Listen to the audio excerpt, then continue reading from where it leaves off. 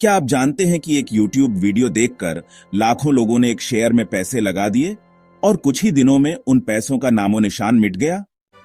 Hello friends, मैं सोहेल और स्वागत है आपका शेयर समाचार में। आज बात करेंगे SEBI की उस धमाकेदार कार्रवाई की जिसने पूरे शेयर मार्केट को हिला दिया है। इस वीडियो में आपको मिलेगा वो सच्चाई जो आपको सोशल मीडिया वाले नहीं बताते। हम समझेंगे कैसे बॉलीवुड के एक एक्टर, एक YouTube स्कैम और एक झूठे स्टॉक रैली ने लाखों रिटेल इन्वेस्टर्स को बर्बाद कर दिया। और हाँ, वीडियो के आखिर में मैं आपको दूंगा एक पावरफुल टिप जिससे आप ऐसे स्कैम्स से बच सकते हैं।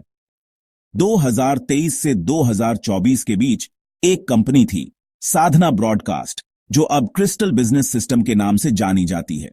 कंपनी के फाइनेंशियल्स बेहद कमजोर थे, सिर्फ 2.1 करोड़ का रेवेन्यू और 0.87 करोड़ का net loss.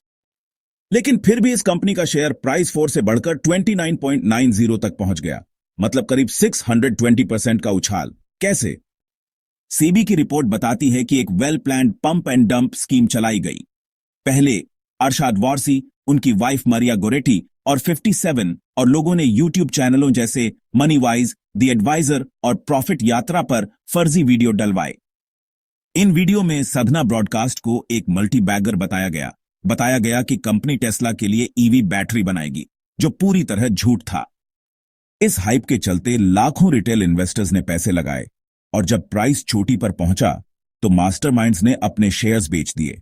Actor Arshad Warsi और उनकी फैमिली ने 92 लाख का मुनाफा कमाया। SEBI ने सब पर कुल 58 करोड़ का जुर्माना लगाया और 1 से 5 साल तक की मार्केट बैन लगा दी। अब आते हैं LS इंडस्ट्रीज पर, एक हिमाचल बेस्ड कंपनी जिसकी रेवेन्यू थी सिर्फ 0.45 करोड़ और नेट लॉस था 3.32 करोड़ का। लेकिन इसके शेयर का प्राइस 22.50 से सीधे 267.50 तक गया। इतना ही नहीं, कंपनी का मार्केट कैप 22,700 करोड़ तक पहुंच गया, यानी कि अपनी इनकम से हजारों गुना ज्यादा। सेबी की जांच में पता चला कि प्रोमोटर्स ने 154 करोड़ की वैल्यू वाले शेयर्स सिर्फ $1 में एक NRI को ट्रांसफर किए, जो बाद में महंगे दामों में बेचे गए। जब सेबी ने इंटरवीन किया तो स्टॉक 82% क्रैश कर गया और अब इसका प्राइस 61.3 तक गिर चुका है। दोस्तों, पहले ये सब पेपर टिप्स और कॉल्स तक सीमित था। अब स्कैमर्स YouTube और ट्विटर का इस्तेमाल कर रहे हैं। इन्फ्लुएंसर्स की आड़ में फर्जी कंपनियां प्रमोट होती हैं और आप जैसे इन्वेस्टर्स सोचते हैं अगर ये यूट्यूबर कह रहा है तो सही होगा, लेकिन नतीजा, पैसे डूब जाते हैं, स्कैमर निकल जाते हैं।